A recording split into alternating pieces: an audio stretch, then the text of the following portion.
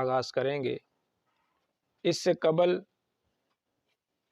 15 حدیث مصطفیٰ صلی اللہ علیہ وآلہ وسلم کو ہم بیان کر چکے ہیں۔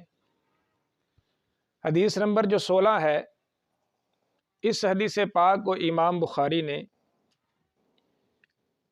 5 مرتبہ اس کو ذکر کیا ہے، اور امام بخاری کے علاوہ اس کی تخریج جو میں آپ کے سامنے پیش کر رہا ہوں، ہماری کتاب الحمدللہ مکمل ہو چکی ہے، الوسیلۃ بسید المرسلین عند المفسرین والمحدثین، اس سے اس کی تخریج کو پیش کر رہا ہوں۔ پھر اس حدیث پاک کو امام بخاری کے علاوہ امام مسلم نے اس حدیث پاک کو تقریباً 6 مقام پر ذکر کیا، یعنی یہ حدیث پاک جو بیان کروں گا یہ متفق علیہ، امام بخاری نے اس کو 5 مرتبہ اور امام مسلم نے اس حدیث پاک کو 6 مرتبہ ذکر کیا۔ پھر اس کے بعد اس حدیث پاک کو امام نسائی نے اس حدیث پاک کو 2 مرتبہ اپنی سنن کے اندر اس کو ذکر کیا۔ پھر امام نسائی نے اپنی سنن کبریٰ کے اندر اس حدیث پاک کو بیان فرمایا ہے۔ پھر اس حدیث پاک کو امام ترمذی نے اپنی سنن کے اندر 2 مقام پر اس کو ذکر فرمایا۔ پھر اس حدیث پاک کو امام ابن ماجہ نے اپنی کتاب السنن کے اندر اس حدیث پاک کا تذکرہ فرمایا ہے، یہ امام ابن ماجہ۔ پھر اس حدیث پاک کو امام ابن حبان نے اپنی کتاب الصحیح کے اندر اس حدیث پاک کو ذکر فرمایا، یہ امام ابن حبان ان کی کتاب، اس میں اس کو ذکر کیا۔ پھر اس حدیث پاک کو امام حاکم نے اپنی کتاب المستدرک کے اندر اس حدیث پاک کو ذکر کیا ہے، یہ امام حاکم کی المستدرک۔ پھر اس حدیث پاک کو امام عبد الرزاق نے اپنی کتاب، جو امام عبد الرزاق انہوں نے اپنی مصنف کے اندر اس کو ذکر کیا۔ پھر اس حدیث پاک کو امام بہقی نے سنن کبریٰ کے اندر اس حدیث پاک کو ذکر فرمایا ہے، یہ امام بہقی کی سنن کبریٰ ہے۔ پھر اس حدیث پاک کو امام ابو نعیم نے حلیۃ الاولیاء کے اندر اس حدیث پاک کا ذکر کیا، یہ ان کی کتاب ہے۔ پھر اس حدیث پاک کو امام ابو نعیم نے اپنی جو ان کی کتاب ہے دلائل النبوہ، یہ امام ابو نعیم کی، اس میں بھی اس حدیث پاک کو ذکر کیا گیا۔ پھر اس حدیث پاک کا جو تذکرہ ہے وہ کثیر محدثین، جن میں امام لالکائی، یہ ہبۃ اللہ، جنہوں نے اپنی کتاب شرح اصول اعتقاد اہل سنہ کے اندر اس کو ذکر کیا۔ پھر امام آجری نے جو ان کی کتاب الشرعیہ ہے، یہ کتاب الشرعیہ ہے جس کے اندر انہوں نے حدیث پاک کو ذکر کیا۔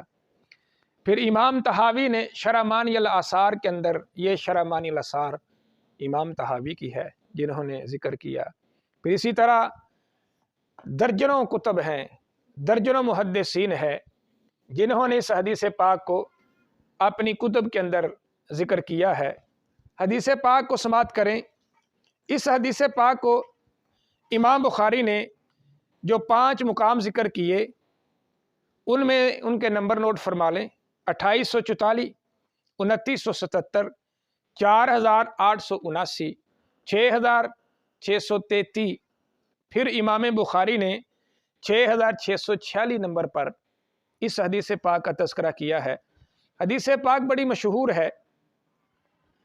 سیدنا ابو ہریرہ رضی اللہ تعالیٰ عنہ اس حدیث پاک کے راوی ہیں۔ آپ روایت کرتے ہیں ان رسول اللہ صلی اللہ علیہ وآلہ وسلم قال، حضور علیہ الصلوۃ والسلام نے ارشاد فرمایا، بعثت بجوامع الکلم، کہ اللہ تعالیٰ نے مجھ کو جامع کلمات دے کر مبعوث فرمایا ہے۔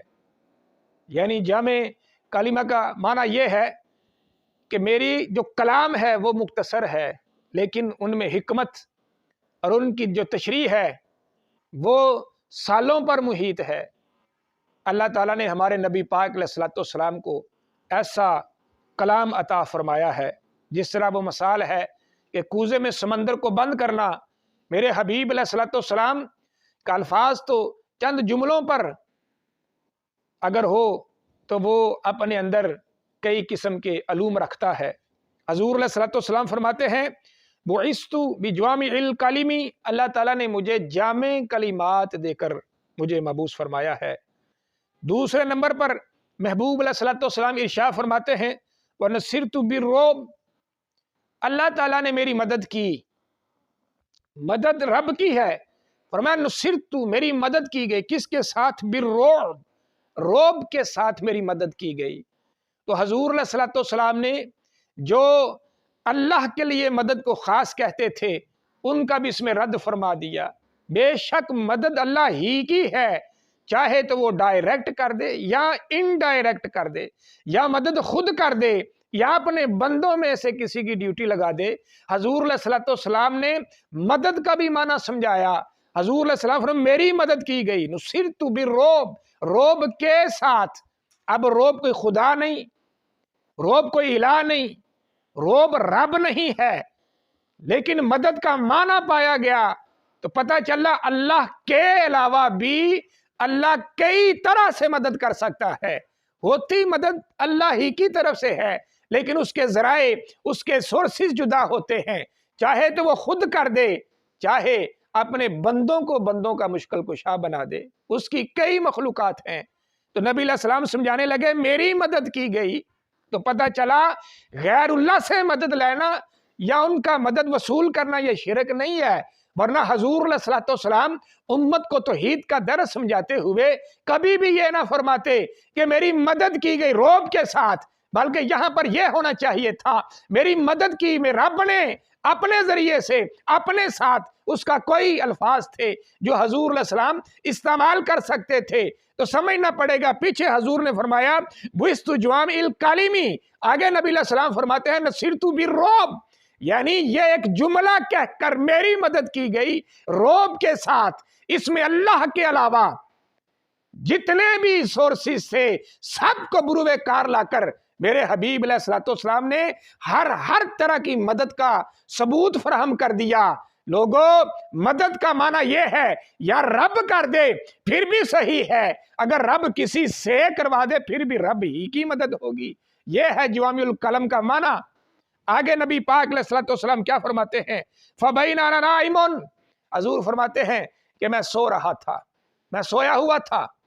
اور حضور علیہ الصلوۃ والسلام کا سونا ہماری طرح اور تمہاری طرح کے سونے کا سونا نہیں ہے۔ سیدہ عائشہ صدیقہ رضی اللہ تعالیٰ عنہا، یہ بخاری شریف اور متعدد مقامات پر یہ حدیث پاک موجود ہے، جب حضور علیہ الصلوۃ والسلام سے آپ کی نیند کے بارے میں پوچھا گیا تو میرے حبیب علیہ الصلوۃ والسلام فرماتے ہیں کہ جو تنام عینا ولا ینام قلبی، میری آنکھیں بظاہر بند ہوتی ہیں، میری آنکھیں سوتی ہیں، لیکن میرا دل بیدار رہتا ہے۔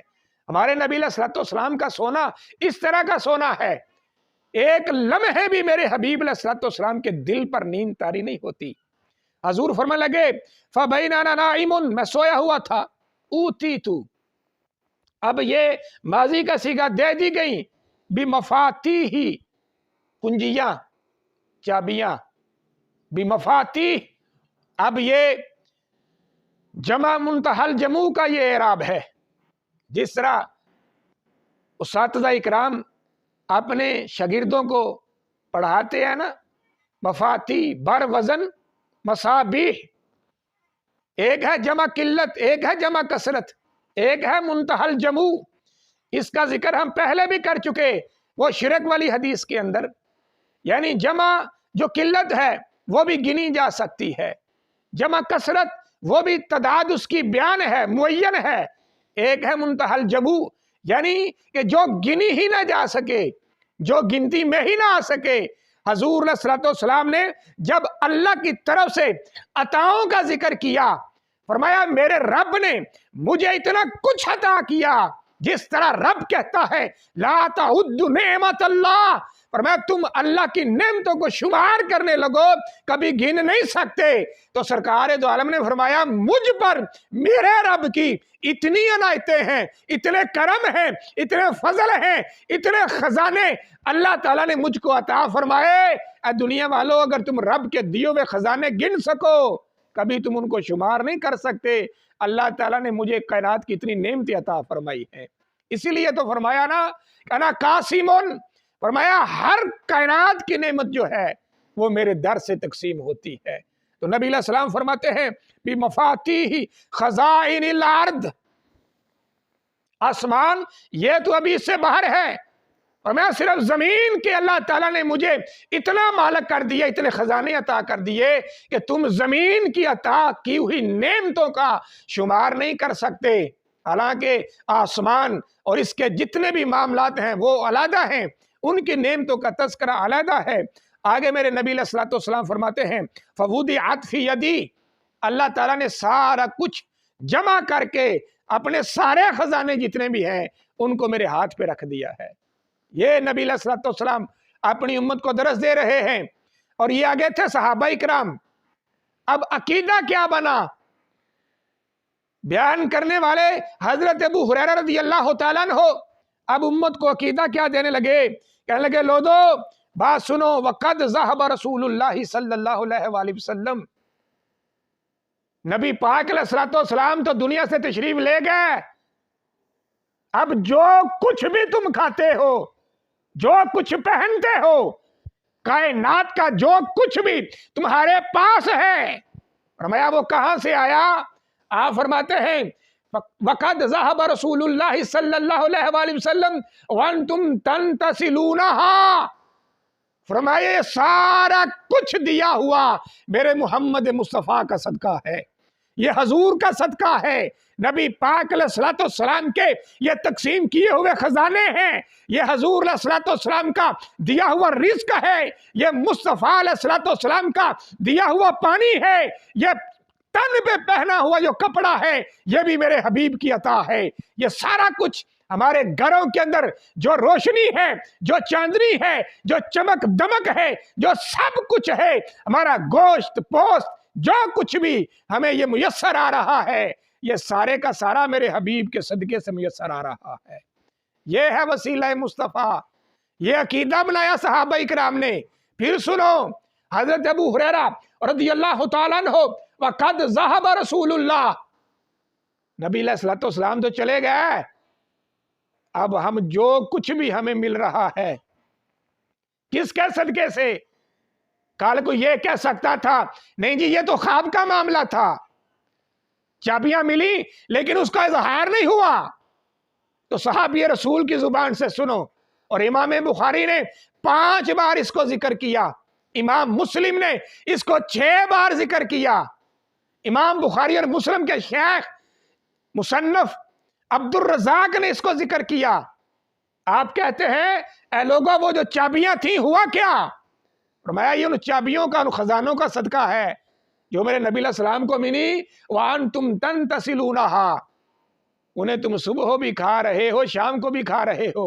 پنجابی میں اس کا معنی بنتا ہے لگیاں نے موجاں تے لائی رکھی سونیاں، یہ ساری موجیں، یہ ساری بہاریں سید المرسلین صلی اللہ علیہ وآلہ وسلم کے صدقے سے لگی ہوئی ہیں۔